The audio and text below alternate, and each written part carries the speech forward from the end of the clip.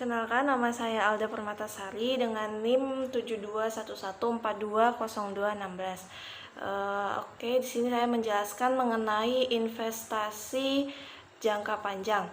Yang pertama, pengertian dari investasi jangka panjang itu yaitu penanaman sebagian kekayaan suatu perusahaan pada perusahaan lain dengan maksud untuk memperoleh pendapatan tetap atau untuk menguasai atau mengendalikan perusahaan tersebut. Nah, atau bisa juga diartikan sebagai penanaman dana yang jangka waktunya itu lebih dari 1 tahun dan pada umumnya jauh lebih lama.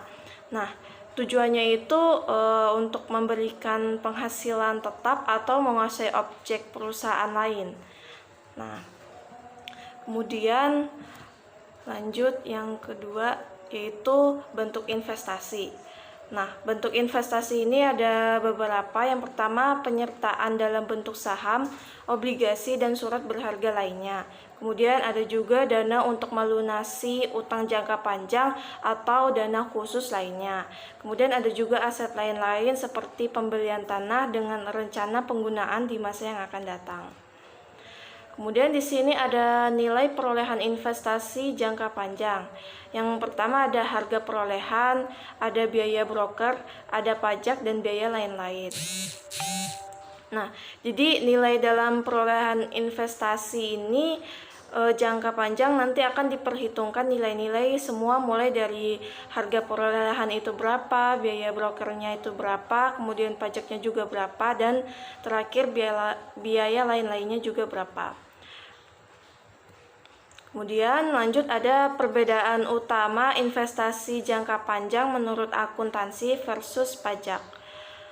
Kalau di akuntansi, penghasilan bunga seluruhnya itu diakui sebagai penghasilannya, namun di pajak itu penghasilan bunga untuk yang pinjaman atau obligasi yang tidak diperdagangkan di bursa efek itu termasuk penghasilan pajak.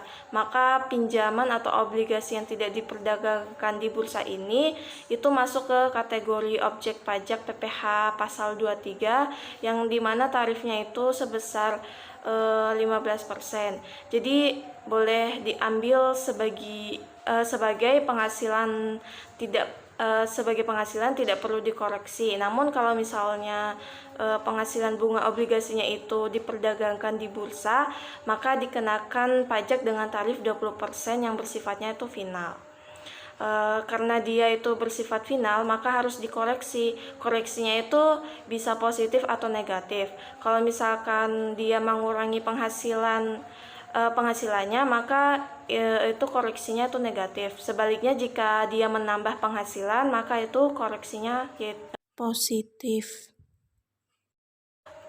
Kemudian dalam investasi jangka panjang ini ada banyak pilihan bagi perusahaan untuk menetapkan bentuk investasi jangka panjangnya. Ada perusahaan yang memilih investasi pada tanah atau bangunan yang disebut dengan investasi properti. Ada juga yang memilih investasi dalam bentuk tabungan atau deposito, atau pilihan investasi yang lain misalkan pembelian saham atau obligasi. Kemudian ada juga investasi dalam pembahasan kali ini ada investasi jangka panjang dalam saham. Nah, investasi jangka panjang dalam saham ini merupakan pembelian atau penyertaan atau kepemilikan perusahaan lain dengan tujuan untuk memperoleh pendapatan yang berupa dividen. Pada umumnya dicatat dengan nilai perolehan. Nah, jika terjadi penurunan nilai material dan bersifat permanen, maka selisihnya dapat dibebankan sebagai kerugian dan akun cadangan penurunan investasinya atau yang menurut akuntansi komersial. Kalau sedangkan menurut fiskal itu tidak boleh dibebankan sebagai biaya. Kemudian menurut prosedur standar akuntansi keuangan nomor 15 itu mengatur jika kepemilikan saham di atas 20%, maka dapat diartikan bahwa terjadi hubungan asosiasi. Kemudian dalam investasi jangka panjang ini dalam saham itu ada menggunakan metode, yaitu metode cost method dan equity method. Cost method ini artinya itu metode biaya. Nah, metode biaya ini merupakan metode pencatatan investasi yang pada awal perolehan investasi investornya itu mencatat investasi sebesar biayanya. Kemudian dividen maupun distribusi laba juga itu dicatat sebagai penghasilan. Namun apabila dividen yang diterima melebihi bagian investor atas laba investasi dipandang sebagai pemulihan investasi dan dicatat sebagai pengurang investasi sesuai PSAK nomor 13 tentang akuntansi untuk investasi. Nah, di sini terlihat bagian A itu cost method atau metode biaya, itu terlihat bahwa transaksi pembelian saham itu bagian debitnya ada investasi dalam saham PT, misalkan PT A atau B, kemudian bagian kreditnya ada bagian kas, kemudian transaksi pengumuman laba di sini ada maksudnya no entry itu tidak ada jurnalnya, kemudian transaksi yang pembagian dividen ini bagian debitnya ada kas dan PPh pasal 23 yang dibayar di muka, kemudian kreditnya itu pendapatan dividen. Kemudian lanjut ada equity metode atau metode ekuitas. Nah, metode ekuitas ini maksudnya yaitu metode pencatatan investasi yang pada awal perolehan investor mencatat investasi sebesar biayanya. Dividen maupun distribusi laba dicatat sebagai pengurang akun investasi. Nah, di sini terlihat transaksi dalam metode ekuitas ini kepemilikan sahamnya yang kurang dari 25%. Di sini ada pembelian saham yang dimana bagian debitnya ada investasi dalam saham PT A misalnya. Kemudian kreditnya kas. Kemudian ada yang kedua transaksi pengumuman laba yang dimana bagian debitnya ada investasi dalam saham PT, misalkan PT A atau B, kemudian kreditnya itu pendapatan investasi. Kemudian ada pembagian dividen yang dimana debitnya itu kas dan PPh pasal 23 yang dibayar di muka, kemudian kreditnya itu pendapatan dividen.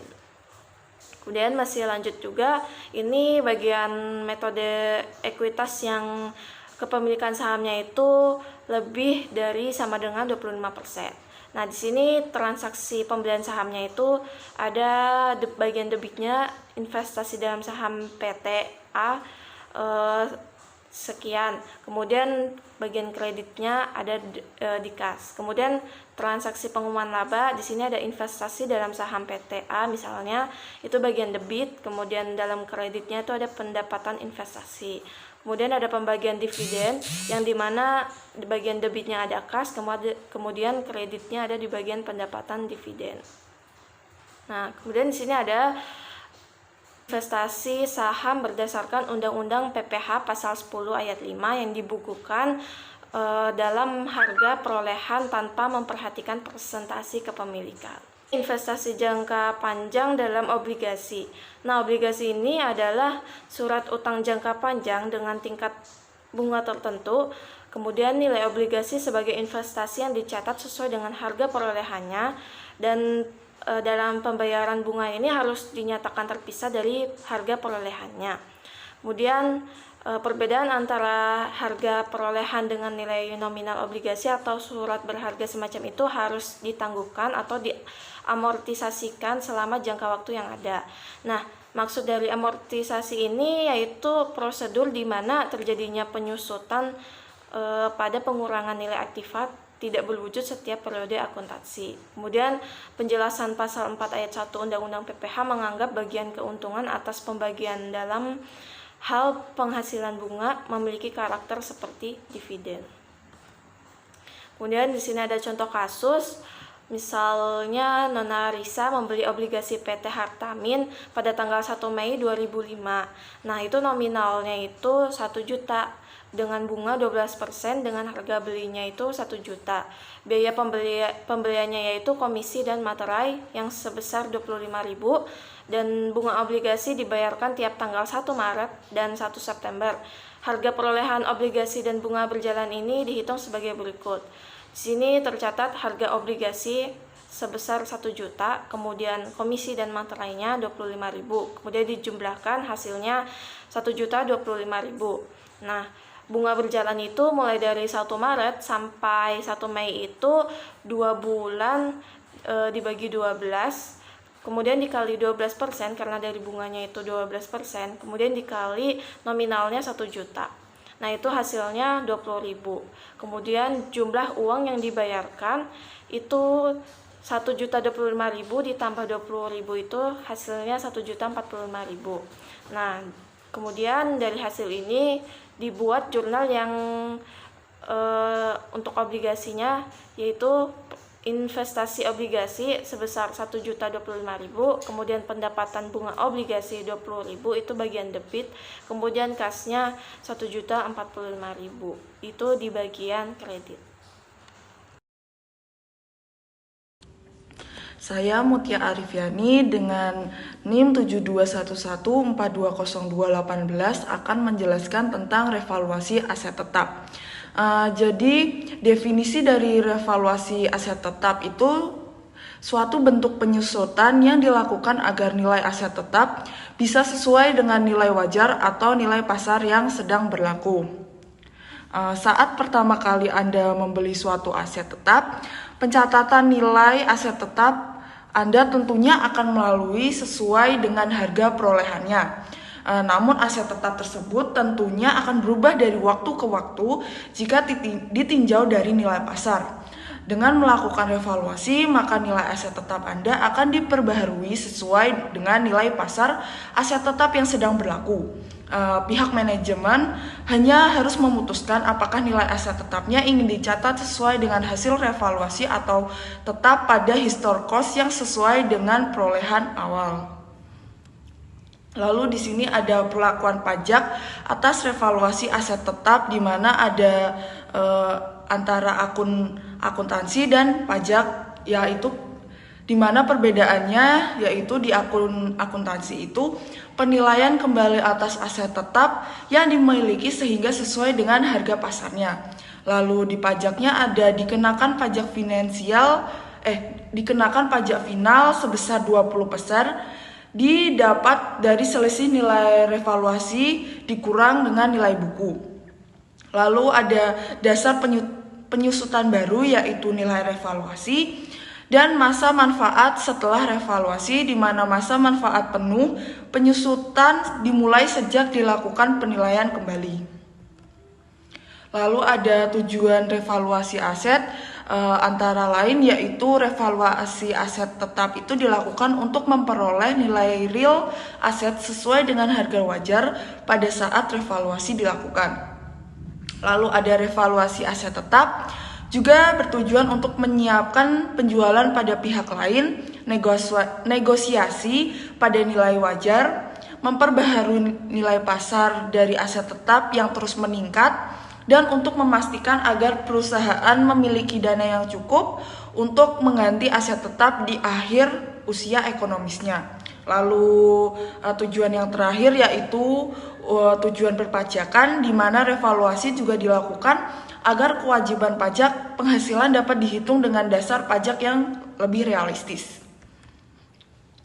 Lalu ada objek revaluasi, yang termasuk objek-objek revaluasi itu dilihat dari penilaian kembali aktivitas tetap perusahaan dilakukan terhadap yang pertama adalah seluruh aktivitas tetap berwujud termasuk tanah yang berstatus hak milik atau hak guna bangunan. Lalu ada seluruh aktivitas tetap berwujud tidak termasuk tanah yang terletak atau berada di Indonesia, dimiliki dan dipergunakan untuk mendapatkan, menagih, dan memelihara penghasilan yang merupakan objek pajak. Lalu yang terakhir ada objek pajak yang memiliki manfaat lebih dari 1 tahun.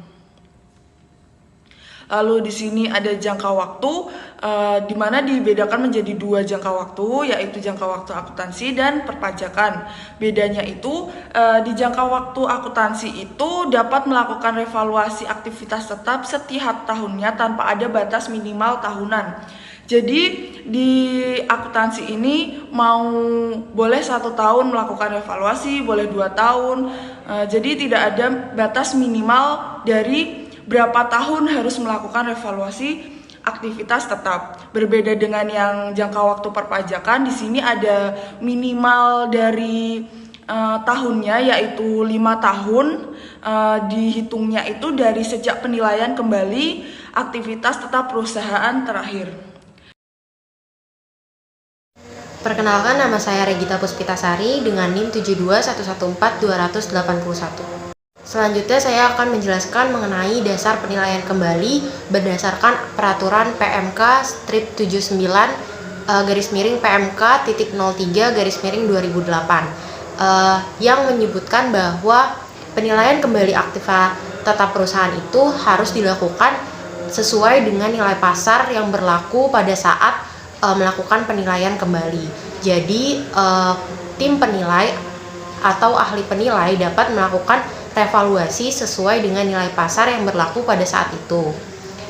Untuk selanjutnya yaitu jangka waktu keputusan dan batas waktu berdasarkan aturan PMK strip 79 PMK titik 03 2008 mengenai jangka waktu keputusan dan batas waktu. Jangka waktu keputusan itu terbagi menjadi dua, yaitu jangka waktu keputusan 30 hari setelah tanggal diterimanya permohonan. Nah, jika disetujui, maka form lampiran itu akan lampiran 3/12 PJ 2009. Dan jika tidak disetujui, maka form lampirannya 4/12 PJ 2009. Nah, jika lebih dari 30 hari, maka form persetujuan itu dianggap disetujui. Nah, keputusan itu harus terbit paling lama 3 hari setelah tanggal berakhirnya jangka waktu. Batas waktu perusahaan itu dilakukan maksimal adalah 1 tahun sejak tanggal laporan perusahaan jasa penilaian. Nah, untuk selisih hasil penilaian kembali ini, selisih penilaian kembali atas aktiva tetap perusahaan dengan selisih buku fiskal. Nah, dihitung dengan 10% tarif PPh final. Perusahaan itu bisa juga melakukan angsuran paling lama itu 12 bulan. Untuk contoh soalnya dapat dilihat di slide. PT Peta melakukan revaluasi peralatan. Nah, di sini yang ditanyakan adalah berapa PPh final yang harus disetorkan oleh PT Peta. Nah, kita dapat menghitung yang pertama dengan nilai revaluasi. Nilai revaluasi yang tertera pada soal sebesar 85 juta, yaitu nilai wajar peralatan perusahaan. Dan nilai sisa buku fiskal adalah 80 juta yang tertera pada soal. Nah, kita dapat menghitung selisih revaluasi dengan dikurangkan 85 juta dikurang 80 juta yang menghasilkan 5 juta. Nah, selanjutnya kita akan menghitung PPh final sebesar 10% dari tarif. 10% dari 5 juta yaitu 500.000. Jadi PPh yang harus disetorkan oleh PT Peta adalah 500.000. Selanjutnya ada pencatatan revaluasi aset tetap. Nah, di sini terjadi aset tetap di debit dan selisih penilaian kembali aset tetap itu di kredit. Saya akan menjelaskan mengenai pencatatan revaluasi aset tetap. Di sini terjadi aset tetap di debit dan selisih penilaian kembali aset tetap di kredit. Nah, mengapa bisa terjadi? Karena ketika nilai pasar itu lebih besar daripada nilai aset tetap, maka selisih itu dapat menambah aset tetap sehingga dapat menyebabkan aset tetap itu ada di debit. Misalnya nilai pasar itu sekarang 200 juta. Nah, nilai aset tetap kita 150 juta. Berarti kan selisihnya 50 juta. Nah, dari 50 juta itu kita dapat menaruh di aset tetap di debit sebesar 50 juta dan selisih dari hasil itu kita taruh di kredit sebesar 50 juta. Setelah menerapkan PPh final sebesar 10%, berarti 10% dari 50 juta yaitu 5 juta, maka kita dapat menaruh 5 juta itu di debit dan 5 juta terhadap kas atau bank itu di kredit. Selanjutnya ada contoh soal kedua mengenai revaluasi aset tetap. Di sini aset tetap berupa mesin dengan harga perolehan 400 juta yang tergolong dalam kelompok 2, yaitu yang dikenakan tarif sebesar 12,5%. Nah, selama itu perusahaan menggunakan metode penyusutan garis lurus. di awal tahun ada revaluasi dari nilai wajar mesin itu sebesar 600 juta. Nah, di sini kita dapat melihat pada pembahasan yaitu harga perolehan mesin sebesar 400 juta dari harga perolehan yang tertera pada soal. Nah, akumulasi penyusutan ini didapatkan dari 12,5% dikali 400 juta sebesar 50 juta. Karena perusahaan dari tahun 2017 hingga 2020 yang digunakan selama 3 tahun, maka 50 juta dikali 3 yaitu 150 juta. Nah, jumlah akumulasi penyusutannya adalah 150 juta. 400 juta dikurangin 150 juta menghasilkan 250 juta sebagai nilai buku mesin. Nah, selanjutnya dari 250 juta ini, selanjutnya untuk mendapatkan selisih lebih revaluasi itu dapat menggunakan nilai revaluasi dikurangin dengan nilai buku mesin. Nilai revaluasi yang sudah ditentukan adalah sebesar 600 juta dikurangin dengan nilai buku mesin yaitu 250 juta menghasilkan selisih lebih revaluasi sebesar 350 juta. Sekian presentasi dari kelompok kami, kurang lebihnya mohon maaf. Terima kasih. Wassalamualaikum warahmatullahi wabarakatuh. Jika teman-teman ada pertanyaan, dapat ditanyakan pada sesi diskusi di hari Selasa pada mata kuliah akuntansi perpajakan.